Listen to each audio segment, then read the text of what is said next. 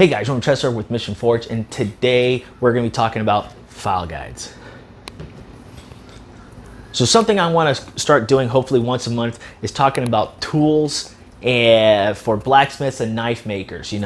How to use them, what they're for, hopefully the costs for them and stuff like that. And it's going to hopefully help you out to determine whether or not it's a tool or something that you're going to need to help further your development in the blacksmithing or knife making craft. So with that, guys, let's go ahead and let's get into today's video.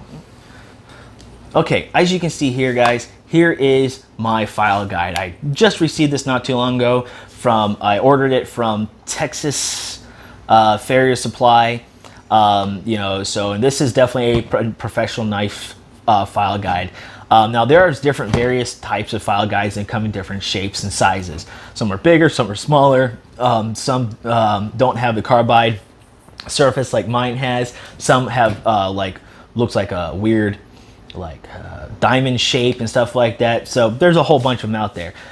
The ones without the carbide surfaces will have be hardenable tool steel or just hardened steel that they'll use. You can also make them using mild steel. Actually, if you see a picture somewhere in this frame here, that I've used a mild steel file guide for a long time because that's really all I could afford. I made it myself. Now what a file guide is supposed to do is help you make good square flat shoulders on your knives. Now ignore what this knife is. This is one I messed up a long time ago and didn't even bother working on. But what they'll do is these shoulders here is so that way when you put a guard, you're going to fit your guard onto your knife, it has something flat and square to sit on. It's going to prevent the guard from going too far forward, and eventually when you put your handle and everything on there, it kind of helps blend the transition. It looks nicer and everything like that. If your shoulders are not square, if they're at an angle, if they're not flat, you're going to see gaps between the blade and the guard, and you're not going to want that.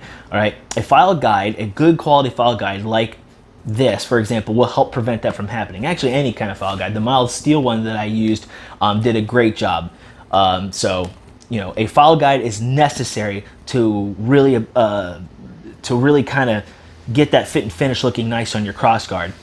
Now, if I have a choice, I would recommend you guys get one that has a carbide surface. And the reason being is that a file glides across it because the carbide surface is harder than the file. So when you attach your file guide, this one here, you loosen these bolts up and they open up, you would then slide, the knife on it, clamp it down, tighten it down, and then you can start filing your shoulders, okay?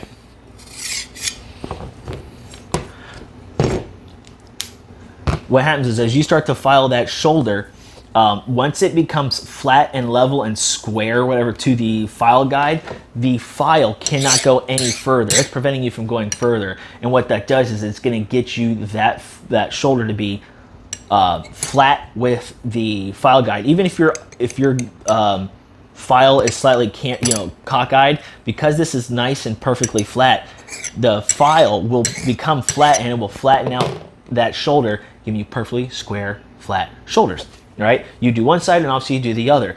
Now that way when you put your guard on, it's going to fit flush. You can also use a high carbon steel or a hardenable tool steel, and that's also possible. This should be a hardenable steel, and you'll see that it glides across. But what will happen eventually is that it will start to cut into this. Okay, a file is still usually slightly harder than hardenable tool steel or high carbon steel.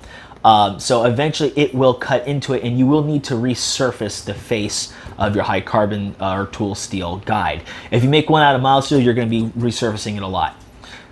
Carbide, on the other hand, you really aren't going to need to be resurfacing it almost ever, period. Now, one of the problems that some places have is that these may pop out. If that's the case, you have to re-glue it on and all that fun stuff.